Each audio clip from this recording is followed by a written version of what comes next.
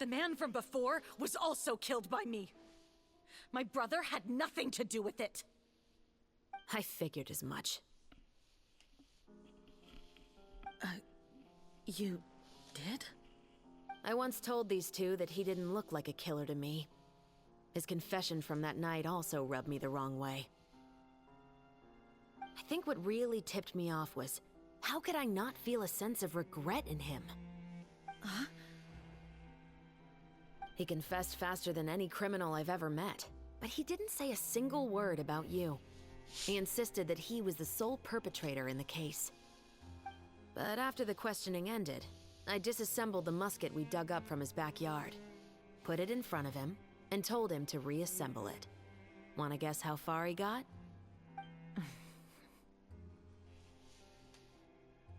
He had no idea where to even start. He's never touched a gun in his life. Based on that, I determined that he was not acting alone. He only surrendered himself to draw our attention and create a moment of opportunity for his partner. So, I decided to play along. And as expected, the second musketeer followed us without hesitation once she saw Morris get separated from the rest of the cast. Besides, why else would he call the novel The Two Musketeers? But how did you know it was Veronique? I figured it out the moment Baptiste told me his father's name. That so-called financial crisis was all just a ruse. He just wanted to sign up as the investor and then leave the film without any source of funding. After all, he has a vested interest in minimizing the reach of this story.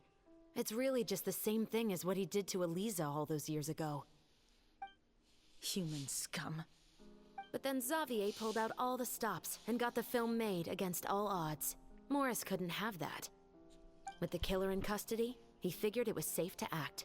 And so he came to visit the set today, just as I expected. Wait, so you were behind all those mishaps today?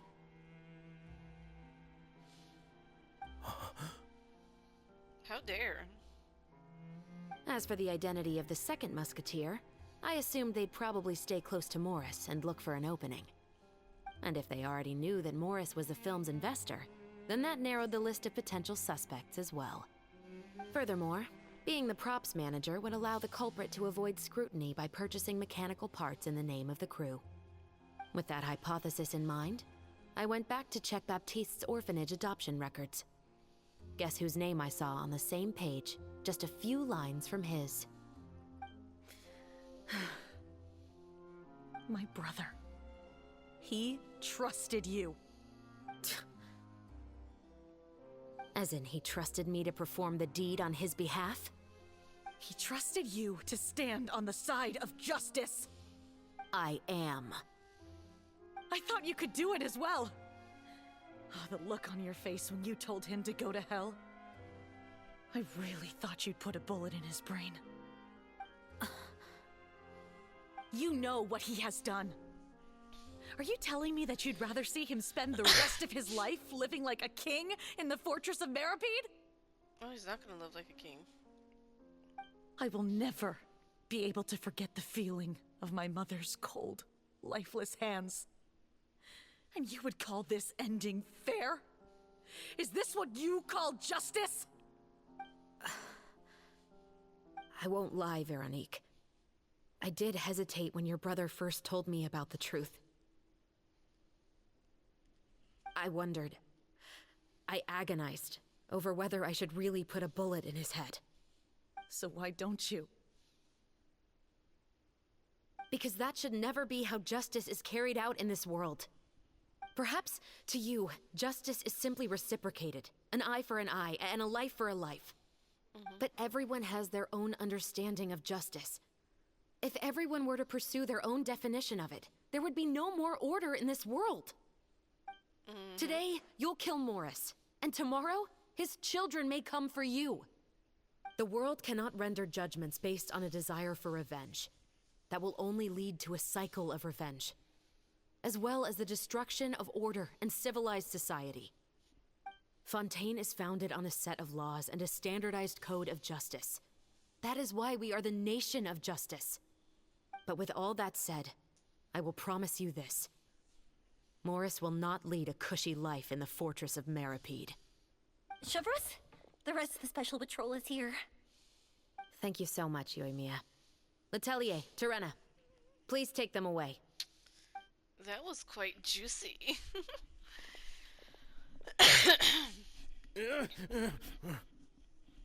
I still can't agree with your reasoning.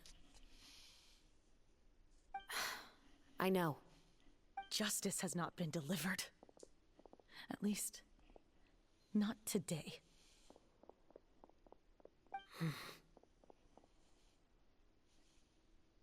Chevros. Let's go. We should give an explanation to the crew. I think you made the right Thank you call. for your concern. I'm fine.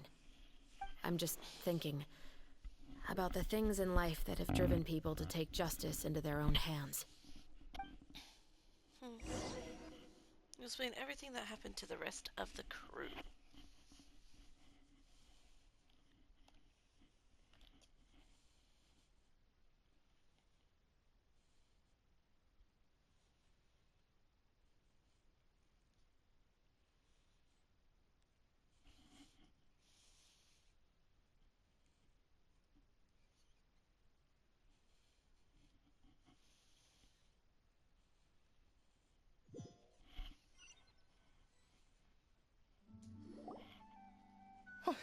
Who would have thought Morris would turn out to be...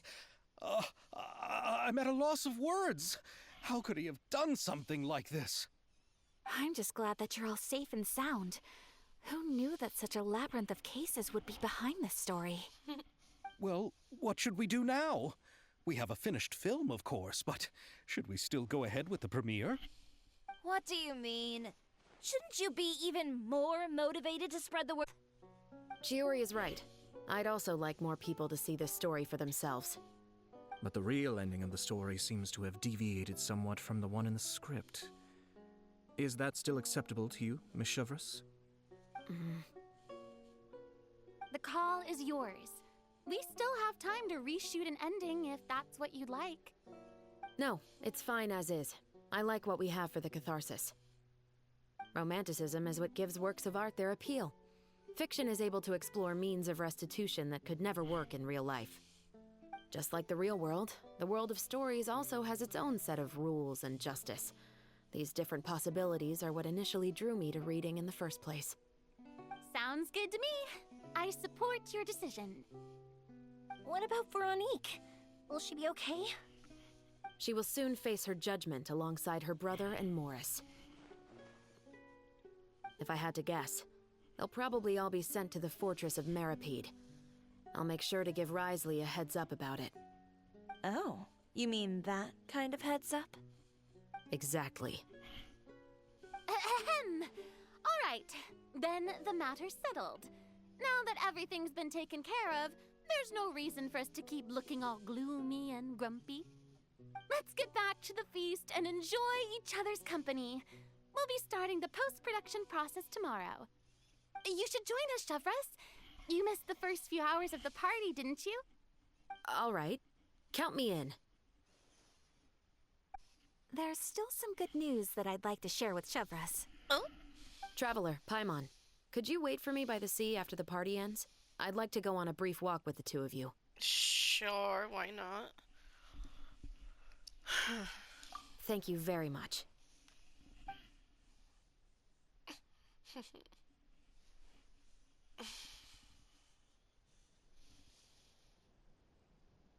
My boy. My boy. Of course you're playing with your fireworks. Doing your little firework dance. That's cuteness. Cuteness overload.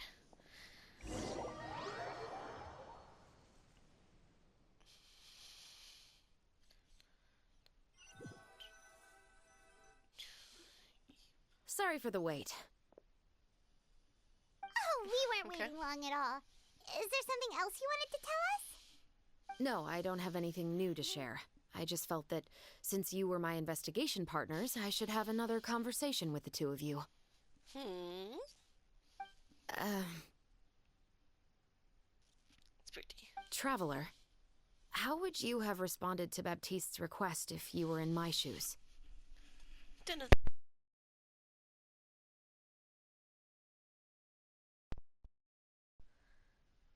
Would have done the Is same that as you. so? Well, thanks for sharing. When I was young, my father often took me here to swim. We'd come rain or shine, even when it was freezing cold. He told me that swimming was the best activity to train one's strength of will. You could never give up before Agreed. reaching the shore, especially when Oh? Why's that? because the moment you give up would be the moment you die. At that point, I still hadn't received my vision. One winter, the chilly wind felt almost like knives on my skin, and the seawater was so frigid that it numbed my toes the moment I stepped in. I cried and begged my father to spare me from having to swim across, but he wouldn't listen. He used to be a member of the Special Patrol as well. You could say it was his way of educating his children. That sounds awful. When he saw that I wouldn't stop crying, he just picked me up and tossed me into the icy water. The bone-chilling cold took away my senses. I couldn't feel anything but fear and rage. I waited for my father to save me, but one look and I knew he'd already started swimming for the opposite shore. I realized that if I were to give up, I really would die right then and there. I used all of my strength to try and catch up to my father. Those few minutes felt longer than my whole life up until that point. I did, however, make it to the other side. I've never felt afraid about anything in my life after that, nor have I ever cried again. That way of teaching would have never worked on Paimon. Yeah, I don't think that was the right method for anyone. It's just that Oh, hi. working now as I am in the pursuit of justice, I still sometimes feel like I've been tossed into that winter sea all over again. The anger, Poor baby. Chevres. but the worse I feel, the more I know to never give up. The alternative would be to forever lose myself among the waves. Anyway, how about a race? Neither of us will drown, but we can still see who swims faster.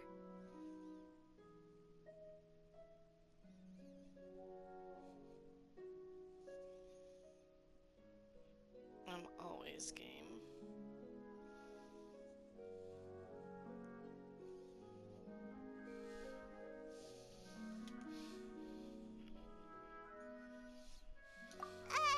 You guys go ahead!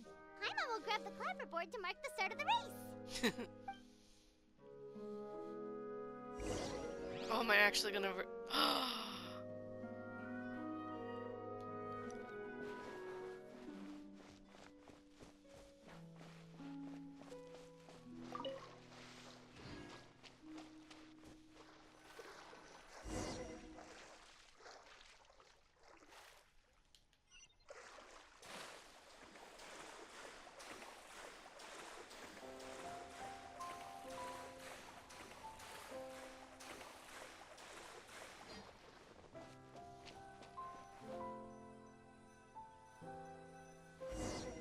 I'm so confused. Oh, that felt good. You were so fast in the water, Chevres. You were swimming even faster than Paimon can fly. So, did you join because of your dad? Partly, but I'd say I was more inspired by the heroes I read about in stories growing up. Oh, so it's due to your love of stories. Of course, it was only after I joined the Special Patrol that I learned that truth is often stranger than fiction. Come on, let's walk a bit more.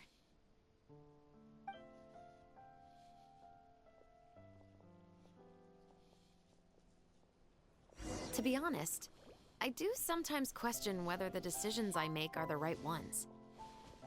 But I know that no matter what, I must keep swimming. Because the only thing I've got my eyes on is the shore in the distance.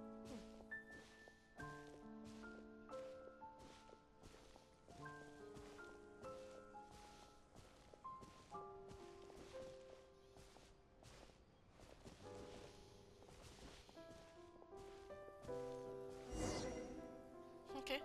Thank you for coming on this walk with me. I feel a lot better after getting all that off my chest. Anytime. Huh.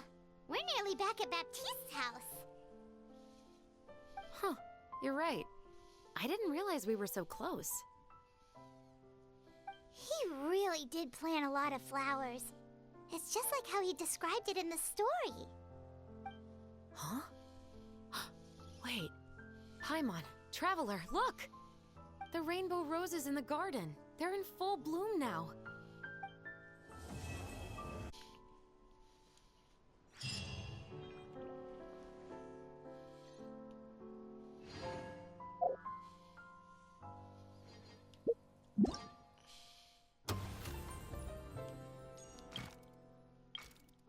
Oh, it locks in an hour. Ugh. Okay. Well, I'll see you guys in this next video. Look at these beautiful rainbow roses. They're pretty. Love you.